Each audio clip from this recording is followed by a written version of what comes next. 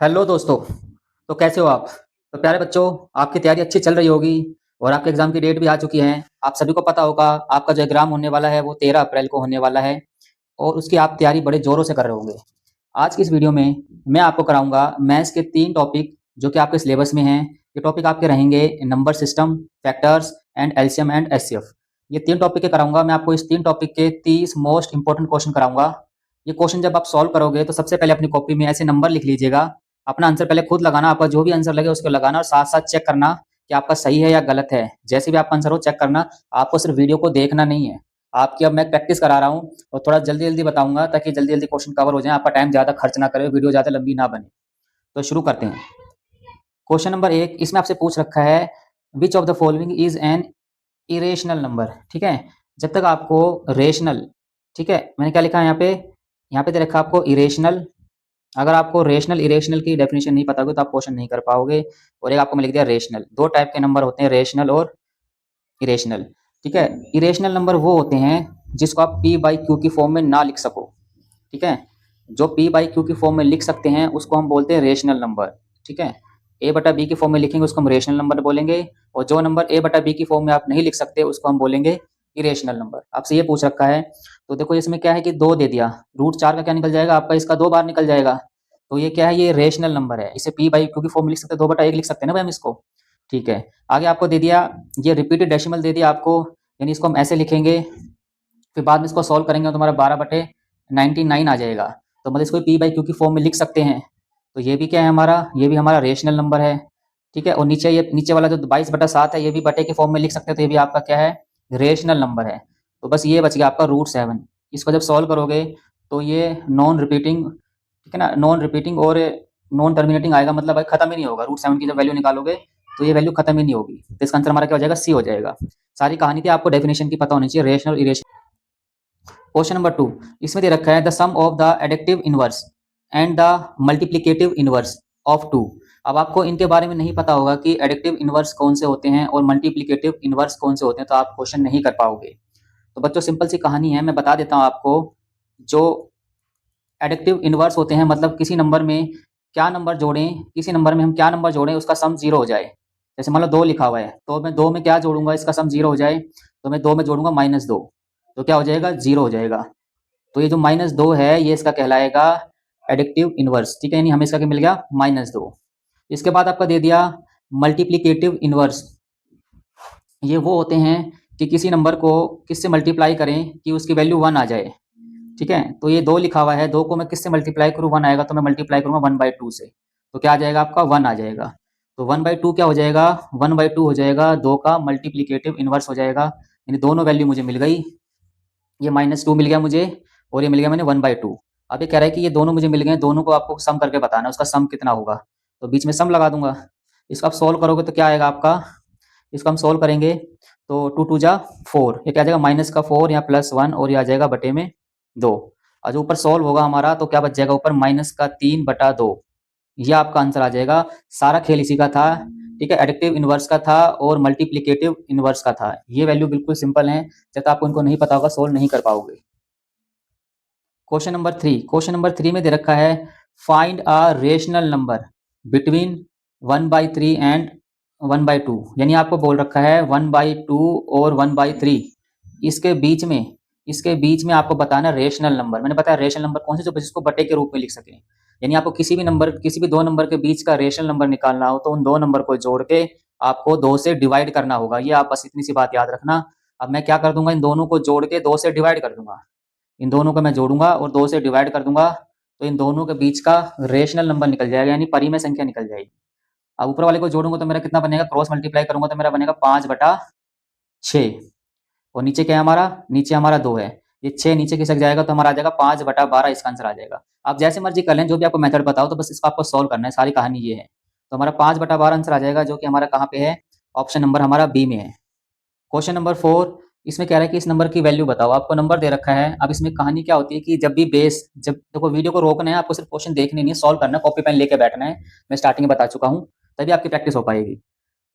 अब यहाँ पे क्या दे रखा है, दोनों के बेस सेम है, दोनों के बेस सेम है तो बेस को मैं एक बार लिख लूंगा। जब बेस सेम हो, मल्टीप्लाई में और पावर अलग अलग हो तो पावर को हम ऐड कर लेते हैं, बस इतनी सी कहानी है। और डिवाइड में होंगे तो पावर को हम माइनस करेंगे। अब इन दोनों को ऐड करेंगे तो हमारा कितना आएगा ऊपर, हमारा आ जाएगा ऊपर, जैसे नीचे वाले को भी सोल्व करेंगे, इसको थोड़ा मिटा देते हैं। नीचे वाले को मैं क्या बोल सकता हूँ, नीचे वाले को बोल सकता हूँ 5 की पावर 4, ये 5 की पावर 4 है। और ऊपर जो सोल्व करेंगे, ऊपर हमारा कितना हो जाएगा, ये इसको सोल्व करेंगे हमारा 0.25 हो जाएगा। इसको जब हटाएंगे तो क्या आएगा, इसको हटाया, पॉइंट को आपने बनाया नीचे 100, इसको काटोगे तो 1/4 आ जाएगा, यानी इसकी पावर क्या है, 1/4। मैंने इसको सोल्व कर लिया, हमारा 1/4 आया है। अब इसको मैं आगे सोल्व करूंगा तो ये कट जाएगा, 4 से 4 आपका कैंसिल हो जाएगा, 4 से 4 मैंने कैंसिल कर दिया, 5 की पावर बच गया 1, और 5 की पावर 1 क्या होगा आपका 5 ही हो जाएगा। आपका आंसर क्या हो जाएगा, ऑप्शन नंबर ए, ये वाला हो जाएगा। क्वेश्चन नंबर 5 इसमें दे रखा है, आपको बोल रखा है every rational number is a, यानी प्रत्येक रेशनल नंबर क्या होता है। आपसे ये पूछ रखा है कि हर जो नंबर होता है, ठीक है, रेशनल नंबर वो क्या होता है, क्या वो होल नंबर होता है, क्या नेचुरल नंबर होता है, क्या वो इंटीजर होता है, क्या वो रियल नंबर होता है। जब तक आपको इन शब्दों की डेफिनेशन नहीं पता होगी तो नहीं कर पाओगे आप, ठीक है। तो जो एक रेशनल नंबर होता है वो क्या होता है, एक रियल नंबर होता है। ऑप्शन नंबर हमारा डी सही हो जाएगा। क्वेश्चन नंबर 6 आपको बोल रखा है द वैल्यू ऑफ, ये आपको ये दे रखा है, इसकी वैल्यू पूछ रखी है। तो देखिए इसमें क्या है कि ऊपर जो लगा हुआ है इसको बार बोलते हैं, यहाँ पे लिखा हुआ है 0.3 पे बार प्लस 0.4 पे बार लिखा हुआ है। इसको सोल्व करना है, तो जब भी बार लिखा होता है तो बार का एक नो नीचे उतरता है, बस इतना याद रखना है। 3 लिखा हुआ है तो 1 पे बार है तो अपॉन में एक नो नीचे आ जाएगा। ऐसे 4 लिखा हुआ है और 1 नंबर पे बार है तो एक नो नीचे आ जाएगा। बार में इसको बोलना जो ऊपर डैश सा लगा हुआ है, एक बार का एक नो नीचे आता है। अब आपका बेस सेम हो जाएगा, बेस सेम हो गया, हमारा क्या लिख देंगे हम, 9 लिख देंगे, ऊपर क्या जुड़ जाएगा, 4 और 3 7, हमारा क्या आ जाएगा, ऑप्शन नंबर बी हो जाएगा, 7/9 हमारा आंसर हो जाएगा। क्वेश्चन नंबर 7 इसमें बोल रखा है find the digit in the unit place of ये नंबर। आपको ये नंबर दे रखा है, इसका बताना है कि यूनिट प्लेस पे क्या डिजिट आएगा। अब इतना बड़ा क्वेश्चन तो सॉल्व करोगे नहीं कि 21 37 को 754 से मल्टीप्लाई तो करोगे नहीं। सिंपल से इसकी ट्रिक क्या होती है, एक तरीका होता है, जो यूनिट के प्लेस का नंबर होगा वो 7 पे डिपेंड करेगा, तो 7 का 7 लिख लेंगे बस। तो जो पावर लिखी है, पावर के 2 नंबर को 4 से डिवाइड करेंगे हमेशा। पावर के 2 नंबर को आपको हमेशा 4 से डिवाइड करना है।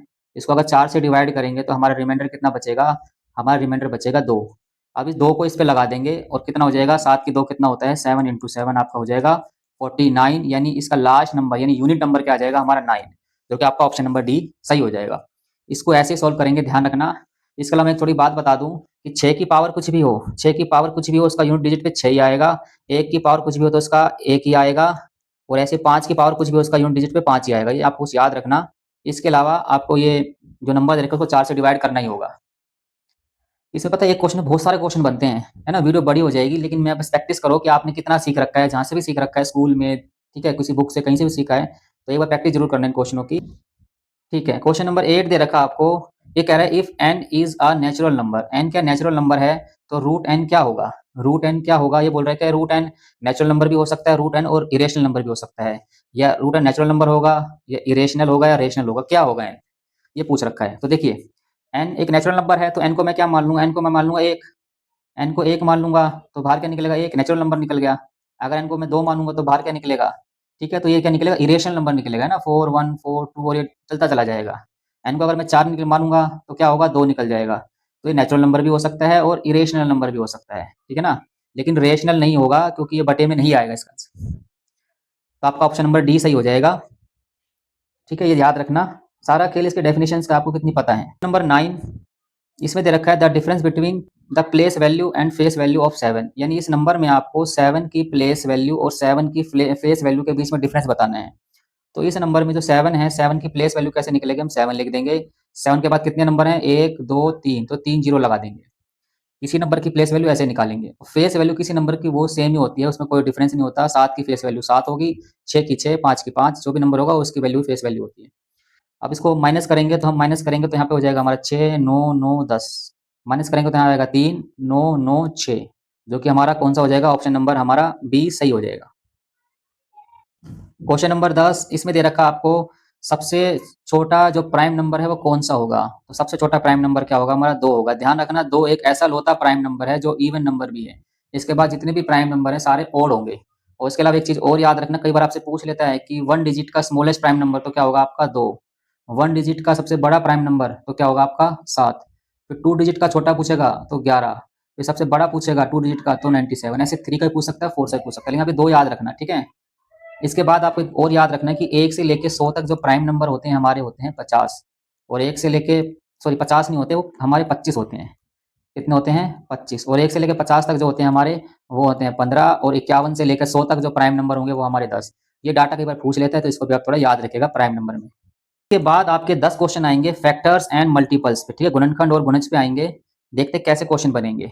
अब आपको बोल रहा है कि 36 के फैक्टर बताओ, 36 के फैक्टर बताओ, तो हमें देखो ये क्वेश्चन अभी छोटा है, ये क्वेश्चन छोटा है, तो आप इसके फैक्टर निकाल सकते हो। तो कैसे निकाल सकते हो भाई? 36 है, 36 1 से डिवाइड होगा, 2 से होगा, 3 से होगा, 4 से होगा, 6 से होगा, 7 8 9 इसमें होगा, फिर 12 से 12 से होगा, ठीक है, फिर 12 से होगा, फिर 18 से होगा, ठीक है, फिर 36 से होगा, इन सब से होगा। तो कितने फैक्टर निकल गया हमारे? 1 2 3 4 5 6 7 8, और भी इसके अलावा देखो कोई रह गया हो तो 9 रह गया हमारा, एक 9 से भी होगा।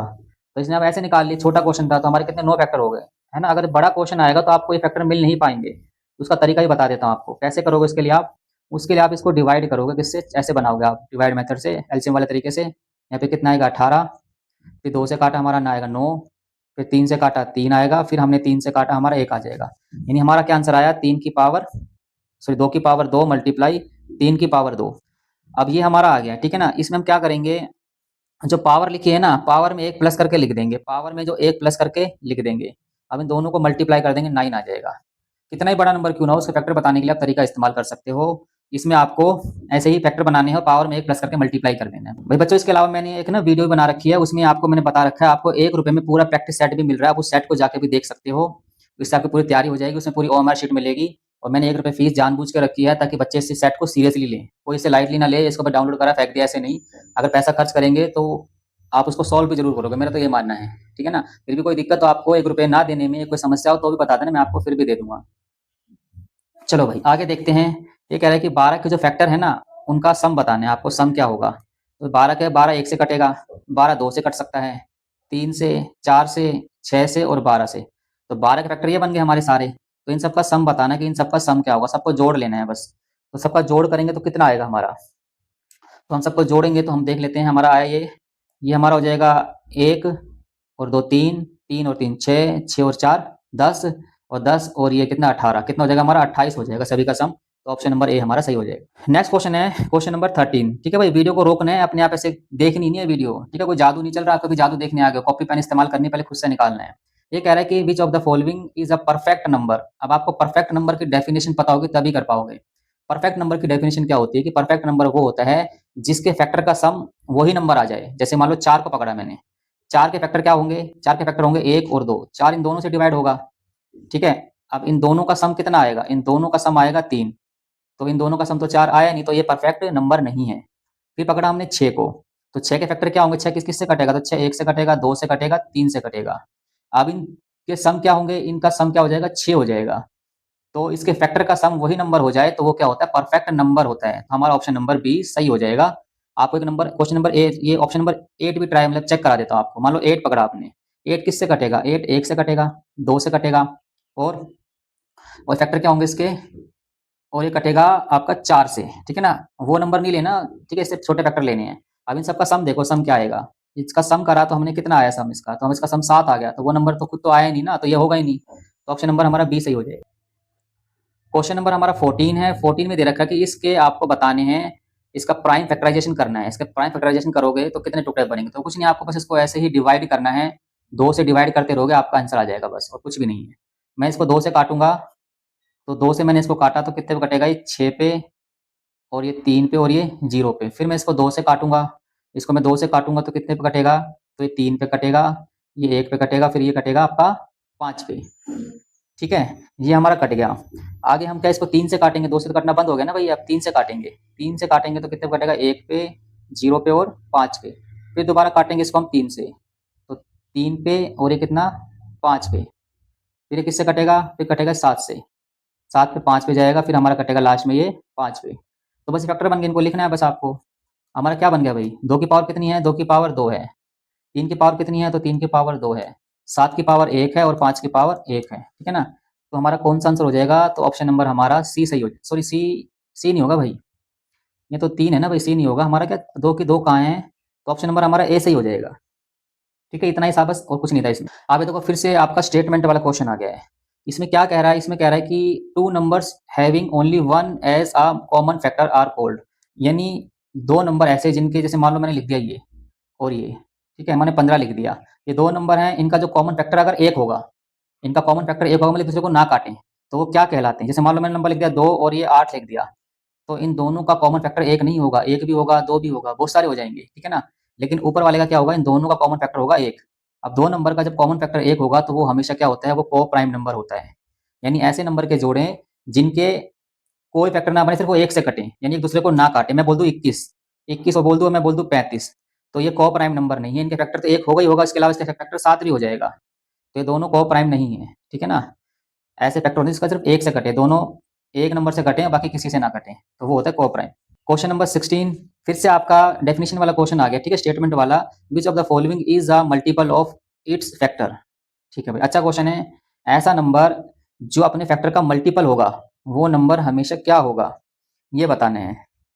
तो इसमें ऑप्शन दे रखा है, देखो मान लो मैंने बोल दिया ये 5 बोल दिया, ठीक है, 6 7 कोई भी नंबर ले लिया भाई, ठीक है। अब इससे फैक्टर क्या बनेंगे, 1 और 5, ये अपने फैक्टर का मल्टीपल है ना भाई, ठीक है। देखो लिखा ना, which of the following is a multiple of its factor. अब एक का 5 गुना क्या करूंगा, 5 ही आ जाएगा, ठीक है ना। तो देखो वो हर सभी नंबर होते हैं ऐसे, तो सभी नंबर क्या होते हैं, अपने फैक्टर के मल्टीपल ही होते हैं, ऐसा कोई भी नंबर नहीं है। मैंने 23 पकड़ लिया है ना, इससे फैक्टर 1 बनेगा और 23 बनेगा, तो ये नंबर भी मान लो 1 का तो मल्टीपल है ना, अपने फैक्टर का मल्टीपल नहीं है भाई। 123 जा क्या होता है, 123 जा 123 होगा। तो सारे नंबर होते हैं अपने फैक्टर के मल्टीपल। ठीक है भाई, क्वेश्चन नंबर हमारा 17, इसमें दे रखा है आपको कि इसके बताने आपको प्राइम फैक्टर क्या होंगे। अच्छा सवाल है, ये आप एग्जाम में आ सकता है। इसमें लिख रखा है 2 की पावर 3, है ना, 2 तो प्राइम नंबर है, इसका छोटा कर ही रखा है इसने, 5 की पावर 7। अब यहाँ पे 21 की पावर 2 लिखा हुआ है, तो 21 का मतलब क्या होता है, 21 का मतलब होता है 3 इंटू में 7, ऐसे तो होता है। ये पावर दोनों पे लगी है, इस पे भी लगी है और इस पे भी लगी है, तो मैं यहाँ लिख लेता हूँ इसको 3 की पावर 2 और 7 की पावर 2, बस। आपको सबको छोटा बनाना है, प्राइम बनाना है पहले, तो सब प्राइम नंबर बन गए ना भाई, 2 ही प्राइम बन गया, 5 भी 7 भी, और ये 3 भी आपका बन गया प्राइम। अब बस इनकी पावरों को ऐड कर देना भाई, यहाँ पे 2 लिखी हुई है, 2 की 2 लिख लेना, 7 लिखी है 7 की 7, ये 2 लिखी है 2 की 2, और ये 2 लिखी है ये 2 की 2, तो सबको जोड़ेंगे हमारा क्या आ जाएगा 14। तो क्या हो जाएगा, इसके इतने प्राइम फैक्टर बनेंगे। क्वेश्चन नंबर हमारा 18 है, इसमें दे रखा आपको सबसे the smallest odd composite number, ठीक है, सबसे छोटा विषम भाज्य नंबर, मतलब कंपोजिट नंबर वो होते हैं जो जिसके फैक्टर 2 से ज्यादा बने, उसको कंपोजिट नंबर सबसे छोटा पूछा है। तो भाई सबसे छोटा कंपोजिट नंबर, जैसे मान लो 3 को पकड़ा है मैंने, तो 3 के तो क्या फैक्टर बनेंगे 1 और 3, तो 2 से ज्यादा फैक्टर तो बन ही नहीं रहे। ये क्या प्राइम नंबर है, 5 ही प्राइम नंबर है, तो 9 क्या कंपोजिट नंबर है, सबसे छोटा भी है। इससे छोटा कोई कंपोजिट नंबर नहीं है, क्योंकि 9 किससे कटता है, 9 हमारा 1 से कटेगा, 3 से कटेगा और 9 से कटेगा, ठीक है ना। मोर देन 2 फैक्टर तो क्या कहलाएगा, आपका कंपोजिट नंबर कहलाएगा। फिर से वही डेफिनेशन थी, आपको नंबर सिस्टम अच्छे से आना। क्वेश्चन नंबर 19, इसमें दे रखा है आपको if a number is divisible by 9 when it must be divisible by, यानी कोई एक नंबर 9 से डिवाइड हो रहा है, कोई भी नंबर अगर 9 से डिवाइड हो रहा है तो हमेशा किससे डिवाइड होगा, आपसे ये पूछ रखा है। तो भाई कोई भी नंबर अगर 9 से डिवाइड होगा तो वो हमेशा इसके फैक्टर से डिवाइड होगा। फैक्टर क्या बनेंगे इसके, वो 1 बनेगा, 3 बनेगा, तो वो नंबर 1 से भी कटेगा, 3 से भी कटेगा, तो ऑप्शन नंबर हमारा बी सही हो जाएगा। ठीक है, अगर 9 से कटेगा, ये क्या पापा है, अगर पापा से कटेगा तो इसके बच्चों से भी कटेगा, ये ध्यान रखना, इसके फैक्टर से भी कटेगा, ना 18 होगा ना 27 होगा। क्वेश्चन नंबर 20, इसमें दे रखा आपको 15 और 25, ठीक है ना, 15 और 25 के आपको क्या बताने, कॉमन फैक्टर बताने, इनके कॉमन फैक्टर क्या होंगे, कि ऐसे फैक्टर जो दोनों में कॉमन हो। तो सिंपल क्वेश्चन, अभी सारा हम फैक्टर करते आ ही रहे हैं ऊपर से, तो ये 1 से कटेगा और कटेगा, 3 से कटेगा और 5 से कटेगा, और ये 1 से कटेगा, 5 से कटेगा और 25 से कटेगा। तो इन दोनों में कॉमन नंबर क्या है भाई, कॉमन फैक्टर क्या हो गए आपके। तो एक तो इसमें 3 तो है नहीं भाई, इसमें क्या है 5 है, और इसके अंदर भी 5 है, और ये 1 है, और तो 1 है, तो इसके अलावा कॉमन नंबर तो है नहीं ना इसमें। तो हमारे दोनों में कॉमन क्या है, 1 और 5, तो ऑप्शन नंबर हमारा ए सही हो जाएगा। दोनों कॉमन फैक्टर क्या है हमारे, 1 और 5। पहुंच गए हैं एलसीएम एंड एचसीएफ पे, ठीक है। इसमें भी 10 क्वेश्चन बनाए, शुरुआत में थोड़े सिंपल क्वेश्चन होंगे, एंड में आते आते आपके इंपॉर्टेंट क्वेश्चन हो जाएंगे। अब आगे देखते हैं इसमें क्या दे रखा है। 21 नंबर में आपको दे रखा है द एचसीएफ ऑफ टू को प्राइम नंबर, यानी टू को प्राइम नंबर का एचसीएफ क्या होगा। अभी ये बात ऊपर बताई थी मैंने भाई, को प्राइम नंबर क्या होते हैं, जैसे मान लो ऐसे प्राइम नंबर जो एक दूसरे को ना काटें, एक ही टेबल से ना काटें, जैसे मैं बोल दिया आपका, मैंने बोल दिया 8 और मैंने बोल दिया 11, तो ये क्या है, को प्राइम नंबर है, को प्राइम पेयर है, ये दोनों किसी से नहीं कट रहे, सिर्फ एक से कट रहे हैं, है ना। तो इनका क्या एचसीएफ क्या होगा, मतलब किससे कटेंगे, तो एक से कटेंगे, बस वो सारी मैंने क्वेश्चन में बातें बताई दी आपको बोल के। क्वेश्चन नंबर 22 इसमें कह रहा है कि 12, 15, 20 का बताना है एलसीएम। सिंपल क्वेश्चन है, बच्चों वाला क्वेश्चन है, बच्चों के लिए ही है, तो इसका आंसर क्या हो जाएगा आपका ऑप्शन नंबर बी हो जाएगा। इन तीनों का एलसीएम कितना आएगा आपका 22 नंबर का 60 आ जाएगा। चाहे आप ऐसे कर लीजिएगा या आपको टेबल पता होंगे तो आप जल्दी पकड़ लोगे, ठीक है ना। ऐसे करोगे तो भी आपका क्या आ जाएगा 60। क्वेश्चन नंबर 23 ये आपका इंपॉर्टेंट है, इसको याद रखना, ये एग्जाम में जरूर मिलेगा आपको। इसमें कह रहा है कि 2 नंबर का जो प्रोडक्ट है उन 2 नंबर की मल्टीप्लाई क्या है, उन 2 नंबर की मल्टीप्लाई हमें दे रखी है आपकी 2025। वो कह रहा है कि अगर एचसीएफ 15 है, एचसीएफ हमारा है 15, तो पूछ रहा है आपसे बताओ एलसीएम क्या होगा, हमें एलसीएम निकालना है, ठीक है। तो इसमें सिंपल सा फॉर्मूला होता है, वो आपको याद होना चाहिए। फॉर्मूला क्या होता है इसके अंदर कि 2 नंबर की मल्टीप्लाई हमेशा एलसीएम और एचसीएफ के मल्टीप्लाई के बराबर होती है। ये एक रूल है एलसीएम एचसीएफ में, आपको पता होना चाहिए। अब हम इसको देखो, हमें 2 नंबर की मल्टीप्लाई दे रखी है तो हमें रख देंगे यहाँ पे, और हमें क्या दे रखा है, हमें एचसीएफ दे रखा है, और हमें क्या निकालना है, एलसीएम निकालना है। बस बस हम इसको इसके नीचे ले आएंगे, मल्टीप्लाई में तो कहाँ पहुंच जाएगा, वो डिवाइड में पहुंच जाएगा। इसके नीचे आ जाएगा 15 और यहाँ क्या बच जाएगा आपका एलसीएम। इसको काटोगे तो कितने पे जाएगा, ये इसको काटोगे तो कटेगा पूरा ये 135 पे, काट लेना भाई इसको, ठीक है ना। 135 पे कटेगा तो हमारा एलसीएम कितना आ जाएगा 135, जो कि ऑप्शन नंबर ए में सही हो जाएगा। क्वेश्चन नंबर 24 इसमें दे रखा है find the greatest number which divides 122 and 243 leaving reminder 2 and 3 respectively. यानी एक ऐसा नंबर बताओ कि मैं 122 को डिवाइड करूं तो रिमाइंडर क्या बचे, यहाँ पे बचे रिमाइंडर 2, ठीक है ना। रिमाइंडर बचे हमारा 2 बचे। अगर मैं उस नंबर से 243 को डिवाइड करूं तो रिमाइंडर हमारा क्या बचे, रिमाइंडर बचे 3। वो नंबर बताना है कि वो नंबर क्या है, वो जो नंबर यहाँ है, ठीक है। इसको डिवाइड किया जाएगा तो 2 बचेगा, इसको डिवाइड किया जाएगा तो 3 बचेगा, ये पूछ रखा है। तो इसमें सिंपल सी कहानी है, जो बच रहा है उसको हटा ही देते हैं भाई। भाई जो बच रहा है उसको मैं हटा देता हूँ, यहाँ पे क्या 2 बच रहा था, इसका मतलब ये 2 को मैं हटा दूंगा तो ये 120 बन गया, उससे पूरा पूरा डिवाइड होगा। अब तो कुछ बचना नहीं चाहिए। अगर मैं 3 बच रहा था, 3 को हटा दूंगा तो नंबर क्या बन जाएगा 240 बन जाएगा, तो मतलब पूरा पूरा डिवाइड होगा। तो आप देखो इन दोनों नंबर को पूरा पूरा कौन सा ग्रेटेस्ट नंबर डिवाइड कर सकता है, दोनों को। तो इसमें आपको साफ साफ दिख रहा होगा दोनों को कौन सा काट सकता है ग्रेटेस्ट नंबर, आपका 120 वाला काट सकता है। 120 इस वाले को 1 पे काटेगा, 120 इस वाले को 2 पे काटेगा। सिंपल सी कहानी, जो बच रहा है उसको हटा दो, फिर इसको देखो कौन सा पूरा पूरा काट रहा है। क्वेश्चन नंबर 25 इसमें आपको दे रखा है, आपको क्वेश्चन फ्रैक्शन में दे दिया, आपको बोल दिया 2/3 और 8/9 और आपको 16/81। आपको बताना है इसका HCF। इसमें सिंपल से तरीका क्या होता है कि कोई भी फ्रैक्शन दे रखा हो, अगर आपको ना किसी फ्रैक्शन का अगर आपको निकालना हो HCF, तो आप क्या करोगे, ऊपर वालों का निकालोगे HCF और नीचे वालों का निकालोगे LCM। नीचे वालों का निकालोगे आप LCM। अगर फ्रैक्शन का आपको निकालना हो LCM तो ऊपर वालों का निकालोगे आप LCM और नीचे वालों का निकालोगे आप HCF, ठीक है। तो ये फ्रैक्शन में ही है, तो हमें पहले वाला लगाना है। अगर जो पूछा ऊपर का निकाल देंगे, हमें पूछा HCF तो ऊपर का HCF निकाल देंगे। तो देखो आपको दिख रहा है कि आपको 2, 8 और 16 इसका क्या निकालना है आपको HCF। और नीचे हमें क्या दे रखा है, नीचे हमें दे रखा है 3, 9 और 81, इसका क्या निकालना है LCM। ये सवाल है भाई आपका। तो हमें दिख रहा है कि भाई ऊपर वाले को कौन काट सकता है, दोनों को, ठीक है। कौन सा नंबर से काट सकता है, तो इस दोनों को, तीनों को नंबर काट सकता है 2, तो HCF आ जाएगा हमारा 2, ठीक है ना। ऐसे होता है आपका हाईएस्ट कॉमन फैक्टर, तो हाईएस्ट इनको 2 ही काट सकता है। नीचे वाला होता है एलसीएम, तो एलसीएम में बड़ा नंबर पकड़ लेते हैं। बड़ा नंबर हमारा क्या 81 है। अब 81 नो के टेबल में आता है 3 के टेबल में आता है, तो ठीक है एचसीएफ हमारा, एलसीएम हमारा 81 हो गया। बस सिंपल सी कहानी इतनी सी है। तो आंसर क्या हो जाएगा हमारा, ऑप्शन नंबर ए हो जाएगा। अगर आप ऐसे निकालोगे तो भी आपका एलसीएम वही आना है। एलसीएम निकालने का तरीका यही होता है, बड़े नंबर को देख लो, उठा लो और देखो बाकी नंबर उसके अंदर है या नहीं है, तो वही आपका एलसीएम हो जाएगा। नंबर 26 इसमें आपको दे रखा है घंटी वाला क्वेश्चन है, इंपॉर्टेंट क्वेश्चन है, आपके एग्जाम में आ सकता है, ध्यान रखना, बहुत अच्छा क्वेश्चन है ये। इसमें दे रखा है कि 3 घंटियां 9, 12 और 15 मिनट के गैप पर बजती हैं, तो दोबारा अगली बार एक साथ कब बजेंगी, ये क्वेश्चन है। ये घंटी वाला भी हो सकता है, रेड लाइट वाला भी हो सकता है कि 3 रेड लाइट इतने इतने टाइम में बदलती है, दोबारा कब बदलेंगी, बस ये याद रखना लैंग्वेज। इसमें कुछ नहीं करना, आपको इन नंबर्स का सिर्फ एलसीएम निकालना है, आपका आंसर आ जाएगा। हमें दे रखा है कि 9, 12 और 15 दे रखा है, हमें इसका एलसीएम निकालना है, हमारा आंसर आ जाएगा। हम पहले किससे डिवाइड करेंगे, इसको 3 से ही कर लेंगे भाई। 3 से करा 3, 3 से करा 4 और 3 से करा 5, ठीक है। फिर हमें इसको 2 से कर लेंगे, 2 से डिवाइड किया हमने तो हमारा क्या आया, 2 से करेंगे तो हमारा 3 आएगा, 2 आएगा, 5 आएगा। बस अब ये नीचे नंबर आ गए नहीं, अपने आप से डिवाइड होंगे, ये प्राइम नंबर आ गए हैं आपके, तो इनको मल्टीप्लाई करो कितना आएगा आपका, इसको मल्टीप्लाई करोगे 30 आएगा और इसको मल्टीप्लाई करो कितना आएगा 6 आएगा, तो कितना आ जाएगा 180।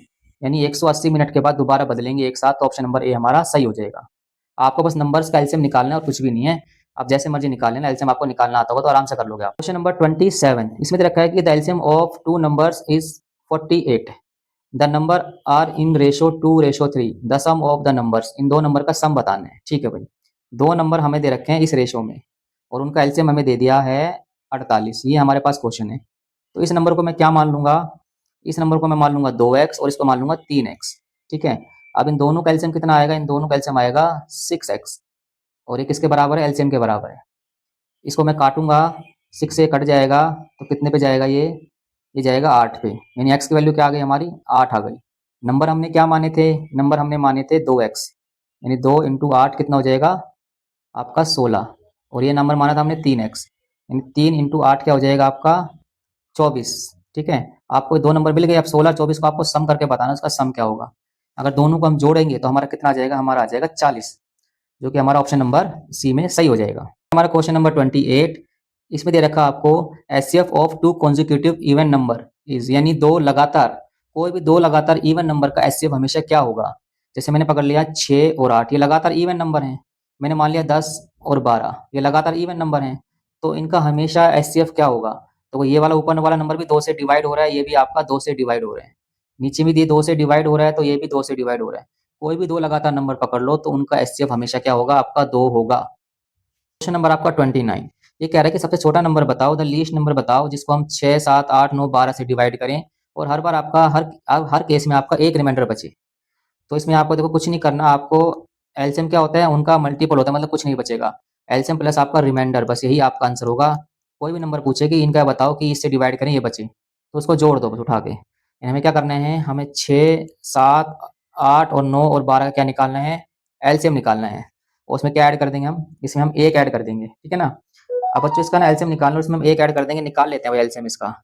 इसको हम 3 से काट लेंगे, 3 से हमने काटा कितने पे जाएगा, 3 पे 7 पे 8 पे, सॉरी 3 से काटेंगे 2 पे जाएगा भाई ये, और ये 3 पे और ये जाएगा 4 पे। फिर हम किससे काटेंगे इसको, फिर 2 से काट लेंगे, 1 पे जाएगा 7 पे 4 3 और फिर हमारा 2, फिर इसको हम 2 से काट लेंगे, 1 7 2 3 और 1। ठीक है ना, बस हमारे टुकड़े यही बचेंगे। अब हम क्या करेंगे, हमें क्या बच गया, 3 दूनी 6 6 दूनी 12, ऊपर यहाँ 12 बच गया, यहाँ पे क्या बच गया आपका, यहाँ पे बच गया आपका 6 7 42, यहाँ पे बच गया आपका 42। इसको मल्टीप्लाई करना है बस आपको, कुछ नहीं है, 12 दूनी 24, ठीक है, 2 ऊपर गया, 12 48 और 2 आपका 50, ये आपका एलसीएम आ गया। क्या बोल रहा है, हर बार क्या बचे आपका, एक बचे, एक रिमाइंडर बचे हर बार, तो आपको एक इसके अंदर जोड़ देना है, बस हमेशा एक बचता ही चला जाएगा। आपका आंसर क्या आ जाएगा, 505 आंसर आ जाएगा। क्वेश्चन नंबर 30, इसमें आपको नंबर दे दिए फ्रैक्शन में और आपसे पूछ रखा है बताओ इसका एचसीएफ क्या होगा। तो क्वेश्चन अच्छा क्वेश्चन है, इसमें बच्चे गलती बहुत कर देते हैं। ठीक है ना, इसमें आपको करना क्या होगा, आपको इसके पॉइंट इक्वल बनाने पड़ेंगे पहले, वरना क्वेश्चन गलत हो जाएगा भाई, ध्यान रखना, आते आते गलत हो जाएगा। ध्यान से देख लो, अच्छा क्वेश्चन है ये, इसमें दे रखा है ये इसमें दे दिया ये। ठीक है ना, ये अपने आंसर निकालो वीडियो को रोक के। ठीक है, अब इसमें को पॉइंट इक्वल बनाने हैं, तो यहाँ पे मैं एक जीरो बढ़ा दूंगा, पॉइंट के बाद जीरो बढ़ा सकते हैं, कोई फर्क नहीं पड़ेगा, दोनों के पॉइंट इक्वल बन गए हैं। यहाँ पे भी 2 छोड़ के, तीनों में 2 2 छोड़ के बन गया। अब इसके बाद हम क्या करेंगे, इसके पॉइंट हटा देंगे, तो इसके पॉइंट हटाएंगे तो क्या लिखेंगे, यहाँ पे 60 बटे में आपका आएगा 100, यहाँ पे आएगा 180 बटे में आपका आएगा फिर 100, और यहाँ पे आएगा 36 बटे में आपका कितना आएगा, आपका आएगा 100। तो क्वेश्चन आपका पुराने वाला बन गया। क्वेश्चन क्या आता है कि जब भी फ्रैक्शन में आपको निकालना है क्या, एचसीएफ निकालना है, तो ऊपर वालों का हम एचसीएफ निकाल देंगे, ठीक है, न्यूमरेटर का, और डिनोमिनेटर का हम क्या निकाल देंगे, एस, ठीक है, एलसीएम निकाल देंगे। ठीक है, ये निकालेंगे। अब नीचे वाला का एलसीएम कितना आएगा, नीचे वाला का एलसीएम तो 100 ही आएगा, नीचे वाला का एलसीएम हमारा 100 ही आना है इन तीनों का। अब इनका एचसीएफ देखो, इन तीनों में से हाईएस्ट कॉमन फैक्टर क्या है, तो वो साइड में करवा के बता देते हैं आपको। 60 के टुकड़े क्या बनेंगे, 60 के टुकड़े बनेंगे आपके 6 इंटू में 10। ठीक है, ऐसे आपके 180 के टुकड़े क्या बनेंगे, इससे बनेंगे भाई आपके 6 इंटू 3 इंटू में 10। ऐसे ही आपके बनेंगे 36 के टुकड़े क्या बनेंगे, ये बनेंगे आपके 6 इंटू 6। अभी देखो इसमें कॉमन क्या क्या निकल सकता है, तो इसमें देखो हमारा कॉमन क्या निकलेगा कि 6 यहाँ पे भी है, 6 यहाँ पे भी है, 6 यहाँ पे भी, 6 लिख देंगे यहाँ पे।